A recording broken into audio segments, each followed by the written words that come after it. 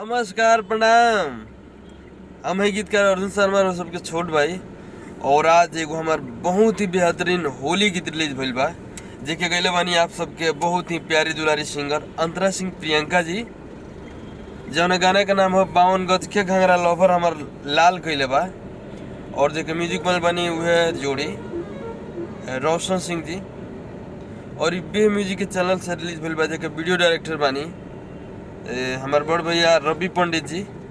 और ई उहे गाना है जौन अभी सब बहुत प्यार दुलार आशीर्वाद दे रहल बानी। वो गाना के 52 गज के घंगरा, 52 गज के हमर घंगरा बवाल करेला, तो ई गाना आइल बा 52 गज के घंगरा लवर हमर।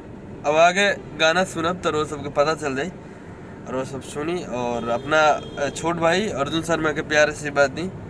और ज़्यादा ज़्यादा लाइक करी, कमेंट करी, शेयर करी गनवा के, ताकि गनवा ओके रिस्पॉन्स अच्छा आवे और होली में अच्छा बाजे। तो चलिए विदा लेते हैं, फिर अगला वीडियो में मिले हम एगो नया गाने से। जय माता दी, जय भोजपुरी।